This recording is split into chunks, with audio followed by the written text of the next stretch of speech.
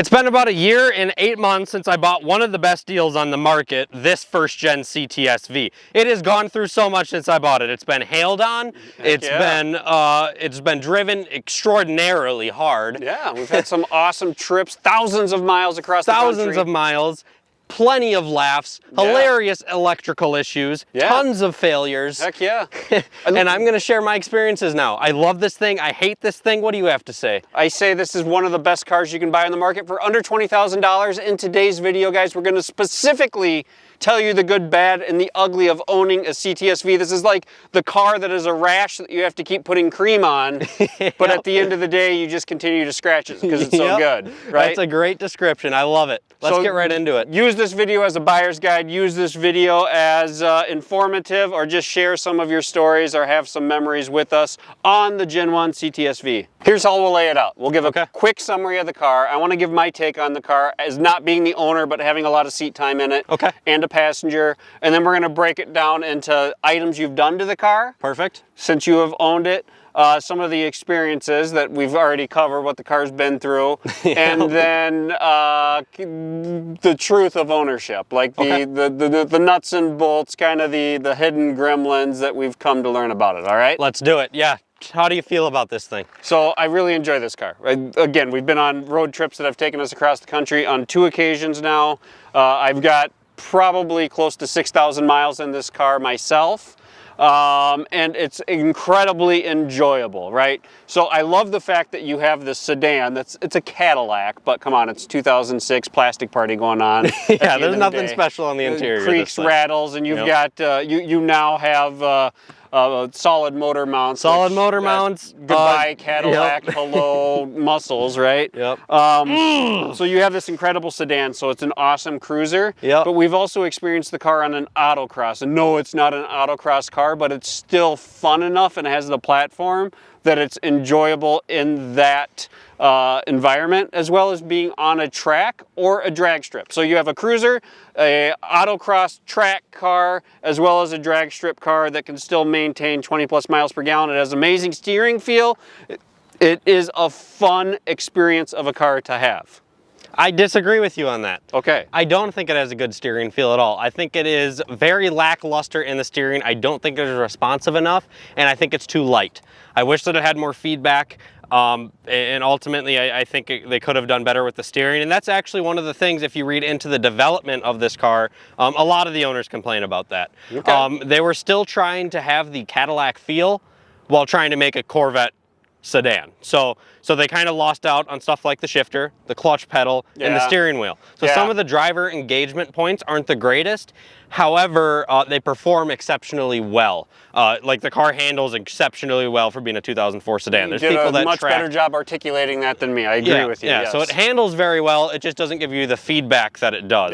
But everything about like holding into a turn and the brakes and the acceleration, like all that's right on point. It is. I agree with you. Just like he was saying, this car is amazing in every way on the autocross drag strip, all of that stuff. It handles really well. This thing actually got a lot of compliments that I overheard people saying about how a 20-year-old sedan was throwing it down as fast as it was. With a 20-year-old driving it. With a 20-year-old driving it. What's up?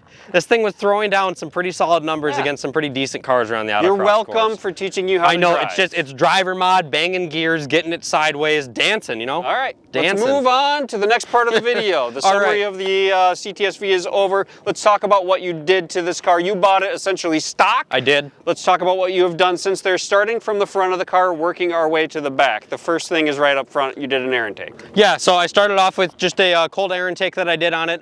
Then I also put a DeWitt's performance radiator in it. So the original Oem Radiator, known to split, plastic, metal, splits right in the middle. Mine did that. We actually met a guy that had about 280,000 miles on his, I think. We did, and he was on like Radiator 6, wasn't he? 6 or 7, He got it down that he could replace the radiator in about 15 minutes. Which I don't get. Like, I was reading all these comments of people that just keep putting in the same radiator over and over and over again. It was like, why don't you guys just spend the money and put a better one in it, opposed to spending $200 over and over and over again. Yeah, for sure. But whatever. Either way, so I spent some money. I got a nice radiator in it. That way I don't have to worry about it again. Threw some Chinese headers off eBay, which seemed to work really good. Yep, threw some Chinese headers off of them. Got them ceramic coated.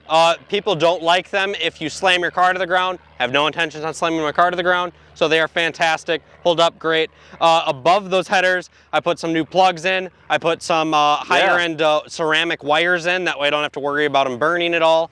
And then after the headers, we did engine mounts? Yes, engine mounts. We did creative steel solid engine mounts, so the metal ones. The main reason I even did headers is because my motor mounts were leaking. Big failure point again. Yep. Hydraulic motor mounts from the factory. Mine were leaking. Threw some metal ones in. Easier to get to them with the headers out.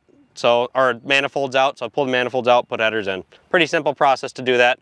It honestly wasn't hard at all. One of my favorite mods you did is related to the shifter. Creative steel short throw shifter. That thing is amazing. I think it's like 300 bucks, and anybody that buys one of these needs to put that thing in. It took us like, I don't know, an hour to put in. Right. Pretty easy to do. Yeah, it's super easy to do and well worth it. The downfall is you're missing some insulation now, so it gets a little hotter in that area. But it gets a little hotter in that area, and I've also noticed a little bit more drivetrain noise since, but it doesn't bother me that much. Yeah, totally worth it. Under the shifter, I did shifting bushings. So I did all of the shift bushings. Yeah. Those are known to fail. Obviously, if you're looking at buying a car that's 20 years old, you have all these basic small little items. Rubber gets old, rubber cracks, all of the stuff that I replaced it with is polyurethane, so I shouldn't have that main issue again. Yeah, and then you went back from there to the transmission mount? It's pretty much all in line, actually. They're pretty much all right there. The transmission mount, yes, I replaced the transmission mount with the creative steel transmission mount. Mine didn't fail. It's not a super common failure point with these. It is on very high mile cars. For sure.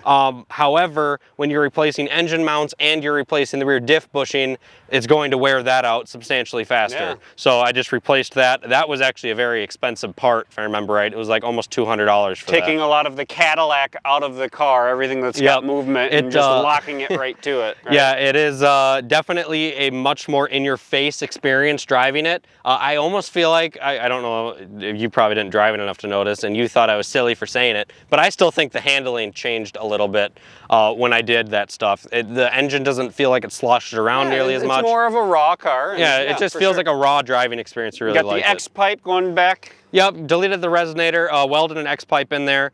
Behind that would be the differential. So differential, huge failure point of this car. Yep. They're made of glass. One mount here is how they're designed, diff right here, two in the back. They're basically the aluminum one out of the V6 car, but basically they crack right in the middle and they snap in half. The entire differential housing itself, just thin aluminum. So there's a guy named Mark Woodruff, I believe. Sorry if I totally butchered your last name, Mark. But you make an amazing diff brace for this thing. I think it's like 700 bucks, metal or steel. Trailing arm or something too, right? Yeah, he makes a trailing arm as well. I don't have that yet. I might get it at some point, but I don't really drop the clutch, so I'm not worried about wheel hop. But either way, it adds another support bushing, basically, that just C-clamps around the rear cradle. Super well designed, very high quality. Mark's a great guy to work with. If you're not wanting to spend almost $6 grand on the Creative Steel 8.8 rear diff from the Mustangs and stuff like that, highly suggest doing that. Super cheap fix. Obviously, it doesn't fully solve the problem. You still got to be careful with dropping the clutch and launching. I would not suggest doing it unless you're wanting to just keep swapping diffs out. But either way, it's not an issue anymore. I love it. And on top of that, I put the Creative Steel differential bushing in it as well. I did the red bushing. Then I also put new brakes on it all around, new tires on it all around. And you've changed the exhaust twice. Started with Flowmaster 10s that had some drone, were a little obnoxious in my opinion. Yep. And now it's a nice clean sound. Now it is an amazing sound. I absolutely love it. It has hooker aero chambers on the back. Why don't you guys take a listen to it.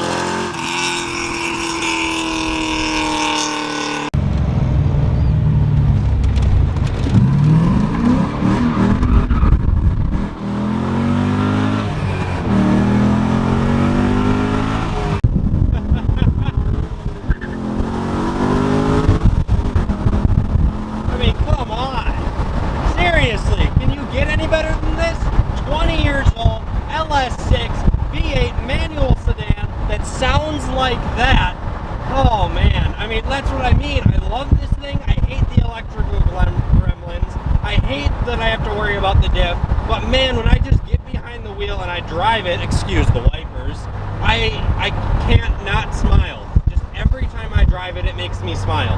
It sounds so good. It's so fun to drive. I mean, I just love it.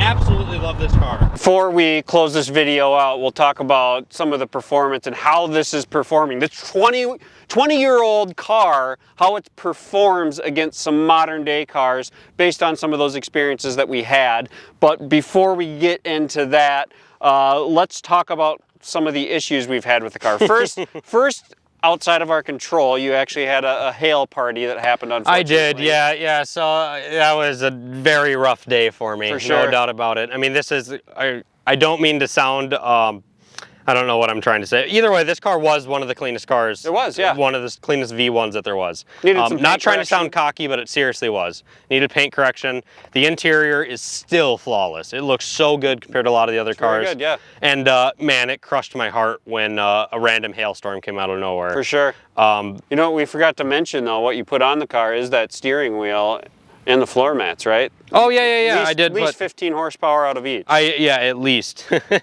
I did put the carbon steering wheel on it from Vady and the steering mats or floor mats from Lloyd. The car's been rock solid. You have a rock solid car when it comes to the engine and transmission.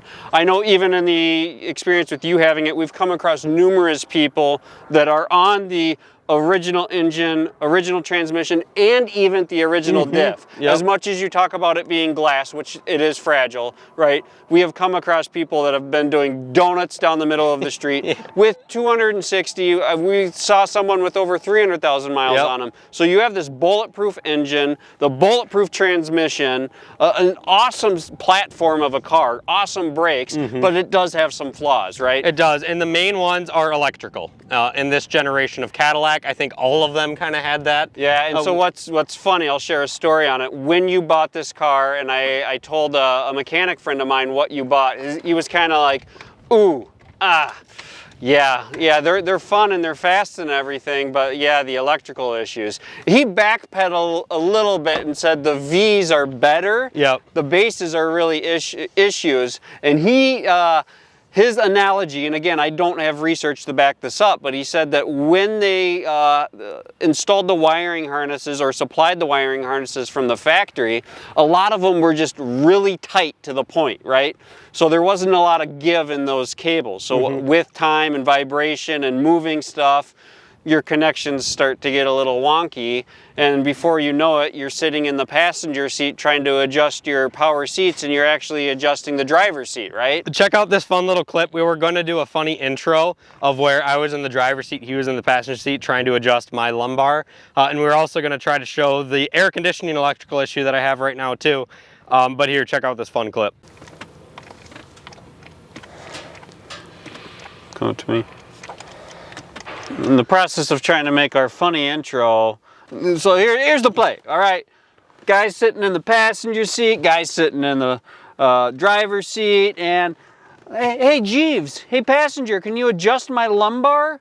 And we were gonna adjust the lumbar from the passenger seat over in the driver's seat, but instead I'm just inching myself closer to the dashboard and not being able to go back. But yeah, we're gonna see how this ends. To further explain that, so since I bought the car, I've had the electrical issue with the seats. I don't know what it is. I have read online that there's only been like one other person, or I made a group post that it's clearly a short. I mean, it's obvious that you can make headlights flash and you can see some dimming, and you can control the driver from the passenger, and sometimes it doesn't work at all. So there's a short going on, but just chasing an electrical issue is a huge gremlin, right? Yeah, there is. And then there's also, I think that's tied to the air conditioning slightly. I'm not 100% sure. I don't know. But either way, I bought this little fixed scanner that goes into whatever the heck the name of the port is called. I can't think. Yeah, the OB2 port, thank you. And it just clears my check engine light. So my check engine light comes on. It has service AC. Service AC, but there's no codes for service AC. I even have plugged it into a nice scanner. There's no codes for service AC anywhere, so that tells me it's something electrical. But on top of that, my check engine light is also now coming on for a recall. So there's a recall that is needing, or that has been done on this car. It has something to do with like a hose by the gas pump or something, or the gas tank. Yeah. It's been taken care of. However, the only reason those two codes come on in the same time, based on what I've read, is because of that. So that means that it needs to be done again. So for sure. Yeah, and you've had the car dyno tuned, so they've been in there monkeying around, just enhancing the timing and the driving experience. Yeah, so it ended up, it put down, I believe it was 410 torque and like 493 horsepower, if I remember correctly. 393 or 493? 393, my bad, thank you. Yeah, that would be a lot of power. No, 393 horse and like 410 torque. He ended up putting it. The guy who tuned it, a huge LS tuner here in the Midwest. Twin Cities Performance, they're huge here. And he said that he personally owned a C5 Z06, same drivetrain, and he thought those were very impressive numbers. Cool. Yeah, so ultimately you get this car and you start coming up with the tricks to overcome some of the issues you experience. So we're driving on a 3,000-mile road trip through some of the most humid, hot weather, and we'll be zipping along enjoying our AC, and it just randomly goes out. So you pull out service your phone, AC system. Oh, here we go. Clear check engine light. Check it, clear it out, and back down the road you go, enjoying life. So let's just talk real quick, summarize this video on a couple stories, understanding the performance of this car and kind of highlighting, you know, we talked about some of the negatives. Yeah, the radiators might go bad. Your diff, you got to give it some love. There might be some electrical gremlins, but for the most part, you have a pretty rock solid car. Yep. Let's highlight some of like the performance. So we're driving in this car in St. Louis across the country. We're 3 deep, a trunk full of coolers and luggage. Probably 200 pounds of crap. Yeah, for sure. And you pull up on a brand new Charger, a 5.7 liter Hemi, right? The latest and greatest technology on the road. Yep. Oh, that was hilarious. Guy's just weaving in and out of traffic. I see him in my mirror. He pulls up next to me. Our buddy in the passenger seat rolls the window down, gives him the wave. He rolls his down, gives us the wave. We just smoke him. Oh, man. Like he was standing still.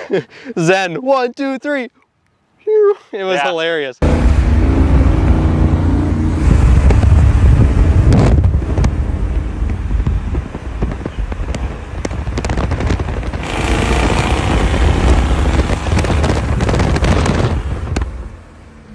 We had another Mopar experience a little bit later on, where this one Scat Pack. This one blew my mind. Yeah. I mean, the Scat Pack's an almost 500 horsepower car.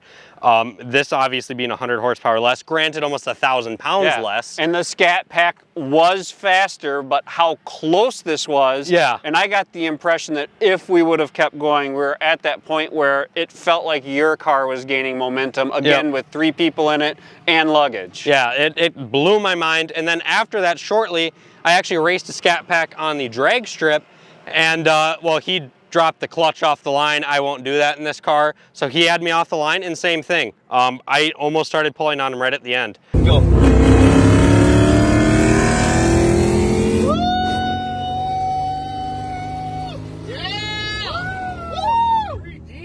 How quick this is versus an almost 500 horsepower.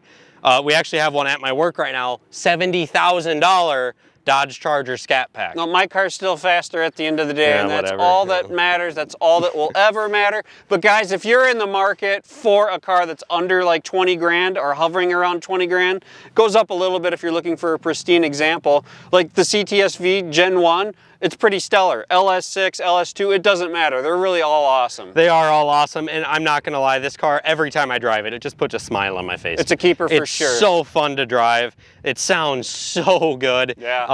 And it just, I mean, it's funny. Actually, another fun experience. On our way back from the power tour, we had a video recently taking delivery of a C8 Corvette. Yep. So on our way home in Minnesota, we hit a gas station at, I don't know, like midnight. Oh yeah. Cleaning the bugs off the windows. Brand new C8s right behind this thing. Bright orange, looks amazing. Guy comes up, this is a CTS-V? Yeah. And then the gas station before that, yep. You go inside and he's like, man, that Cadillac out there, and this is, again, a brand new, literally brand new off the showroom, C8 bright orange next to it, and we had 2 different experiences, gas station after gas station. They're like, dang, CTS-V, how much power that thing putting down, right? Man. So people know and people respect this car. They do, It's the sleeper, you know, it's the underappreciated, the underdog, and it's awesome. Guys, thanks so much for tuning into the video today, joining us, sharing some memories. Hopefully there's something educational you learned. Join us on our journey as a father and son team, kind of just enjoying our car passion together and sharing that with you. We'll see you next time. Yep, see you guys.